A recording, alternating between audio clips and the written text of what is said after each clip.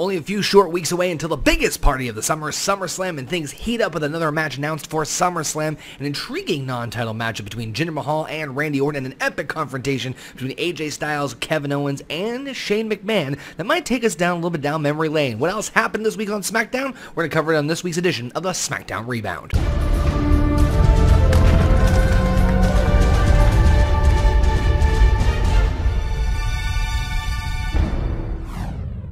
Hello everybody, my name is Connor, aka OKAYFABE, your official SmackDown video correspondent for OneWrestling.com's videos YouTube channel. And we thank you guys for coming back here to checking out the SmackDown Rebound, which of course everything covers pertaining to SmackDown this week from August the 8th, 2017. Thank you guys for coming back here and checking out things here on the channel, of course, over at OneWrestling.com as well. If you guys haven't done so already, make sure you hit the subscribe button right down there, hit the like button, and make sure you comment your thoughts down below what you guys thought of this week's SmackDown Live. Don't forget you can follow myself on the social media in the entire OneWrestling.com family, including myself at OKAYFABE. Check out my YouTube channel, youtube.com/OKAYFABER. Also check out, of course, Big Ray, Big Slam Nation, of course, the legendary, the iconic Mr. Bill Apter at Apter One Wrestling. All the links are in the description box below. Now, let's start with John Cena, who was recapping what happened last week against his match with Shinsuke Nakamura, the epic encounter and the dream matchup where John Cena actually lost, and Nakamura is getting the opportunity for the WWE Championship at SummerSlam.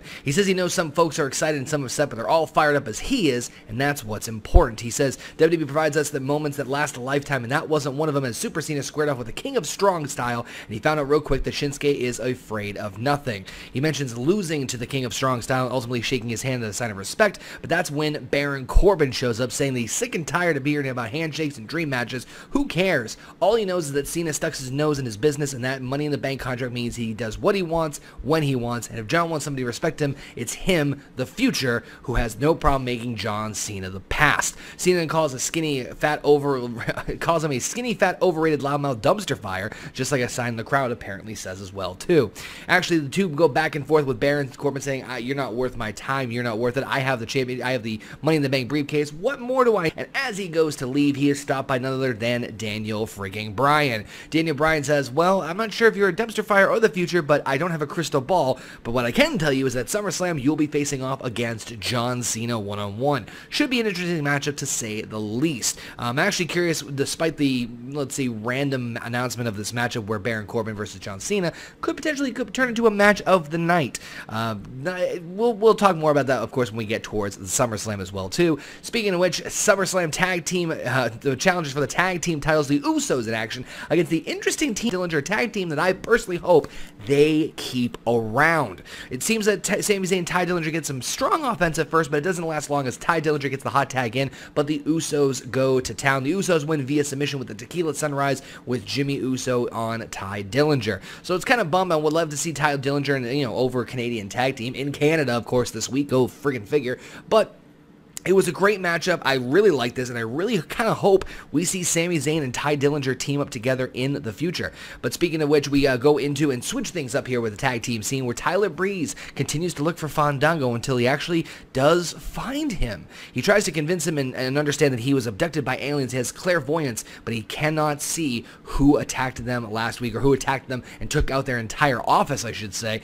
And I won't go into too much spoiler territory, but let's just say a certain enforcer decides to show up and basically admits to some sort of guilty pleasure. I'm not going to spoil it. You have to go check it out for yourself. Just trust me on this, okay? Just trust me on this. Anyway, the women are up next as Charlotte Flair takes on Lana. Lana, who is bold and determined to prove herself to Tamina as she takes on the former Raw Women's Champion, Charlotte. It doesn't bode well, though, for the Ravishing Russian, as unfortunately Charlotte makes quick work of her. After a slap, she takes things pretty seriously as Charlotte ends up locking in a figure 8 after getting a big boot on Lana to get the pinfall victory over, the submission victory over on Lana. Back from commercial, we have Shane McMahon making his way to the ring in one of the more interesting moments, and honestly one of my favorite moments of this week's SmackDown. Basically, Shane McMahon has a, I guess you could call debate, if you will, between AJ Styles and Kevin Owens. And this just once again proves to me how good all three of these men really are in the ring. And also on the microphone, Kevin Owens, who's getting a massively over babyface reaction in the Canadian crowd, was once again mentioning, he goes, well, I'm not going to talk about you, Shane. He goes, I don't trust you, and this wouldn't be the first time that the McMahon has screwed over a Canadian legend for a championship. Difference is, Brett deserved it, and of course the crowd just absolutely goes nuts. Basically, AJ and Kevin Owens go back and forth with Shane McMahon, arguing over the fact that they think he's going to screw over either one of them. With, of course, Kevin Owens mentioning that Shane doesn't like him, and of course, they also mentioned that AJ fought Shane McMahon, even AJ putting Shane through a car window right before WrestleMania 33 this past April. So it's interesting that they're playing this whole dynamic. Eventually, Kevin Owens gets so frustrated, he ends up punching AJ Styles while using Shane as a human shield. AJ, with his hood still up, not being able to see, hits a Pele kick onto Shane McMahon. That's going to stink. And of course, this just makes Kevin Owens more confident, saying he's going to take back the United States Championship at SummerSlam, and that AJ is unfortunately, he don't want none. He just really don't want one. Anyway, we get up next, we get Carmella versus Naomi, another women's matchup here. Now this one, folks, I'm not going to lie to you guys, I wasn't a big fan of, and there's a couple of reasons why. The matchup itself was actually very enjoyable. I love Carmella's work. I love her facing Naomi. I thought Naomi's been great as a SmackDown Women's Champion. The only concern, realistically, is the fact that this matchup is even happening. You have Carmella, who is the Money in the Bank briefcase holder, who, in my opinion, shouldn't be wrestling against Naomi in a non-title matchup.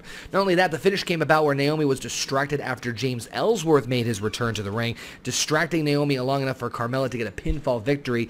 Again, I feel like it was a failed opportunity where James Ellsworth could have made his return, maybe even at SummerSlam, or whenever Carmella actually cashes in the Money in the Bank briefcase. So despite the fact that these two things happened, it was a solid matchup overall between the two women. Again, I just felt there were a lot of missed opportunities when it came to that particular matchup. Now, next up we had, of course, we did see Carmella and James Ellsworth backstage afterwards with Natalya, who Natalya warned to make sure to not get involved at SummerSlam because it's her time to shine, but of course, Carmella just flaunts her Money in the Bank briefcase. Main event time saw Jinder Mahal take on Randy Orton in a non-title matchup, which was another, again, not a huge fan of it. Again, the matchup itself wasn't bad. In fact, I'd argue that this matchup was one of the better between the two since their entire duration of their feud, but once again, the ending just seemed a little bit off. Randy Orton actually getting the pinfall victory over Jinder Mahal clean, which begs the question, well, how did this all come about then? How is it that Randy Orton lost so many times to Jinder Mahal before, but yet he's able to pin him cleanly and not still in contention for the WWE Championship? Well, that question was shortly answered. Of course, Randy Orton, after his match, was trying to celebrate up on the ramp, but gets kicked down, his teeth kicked down his throat by the ravishing Russian Rusev. He also, I thought I said Lana. No, it was Rusev this time. Again, much like the Naomi-Carmella match, I feel like Rusev interfering would have been a better choice in my opinion. This would have continued the feud with Randy Orton and Rusev because, of course, Orton dropped him with an RKO last week, and they have a match coming at SummerSlam. And on top of that, it preserves Jinder Mahal, who needs to look absolutely fantastic heading into his feud with Shinsuke Nakamura at SummerSlam for the WWE Championship. While I enjoyed the matchup in the main event, again, I feel like the finish could have been written a little bit differently just to emphasize the strength heading into the second biggest pay-per-view of the entire year. Overall, I thought SmackDown was pretty solid. Again, there was just a couple of things here and there. I love the AJ Styles, Kevin Owens, Shane McMahon back and forth. Charlotte Flair versus Lana was more or less a squash. However, we did see some inklings that Lana is going to be assisting Tamina in her possibly getting a women's championship match in the future. The tag team match with Sami Zayn and Ty Dillinger was fantastic to watch with the Usos. I wish and I hope they keep these guys as a tag team. And Cena and Corbin could prove to be interesting. We'll just have to see how things play out at SummerSlam. But of course, guys, these are just my thoughts. I'd love to hear what you guys have to say. So let us know your thoughts again down in the comment section below. Make sure you follow myself and the entire OneWrestling.com family on the social media. Again, my Twitter at OKAYFABE, my YouTube channel, youtube.com/OKAYFABE. Again, check out, of course, Big Ray, Big Slam Nation, of course, the legendary, the iconic Mr. Bill After One Wrestling. Let us know what you guys thought of this week's SmackDown Live, and hit us up and make sure you subscribe down below. We are close, so close to 20,000 subscribers here on this channel. Also, make sure you hit that thumbs up button as well, too. Thank you guys again for your continued love and support, and to quote the legendary, the iconic Mr. Bill After, we will see you at the matches. The legendary, the iconic Mr. Bill After, we will see you at the matches.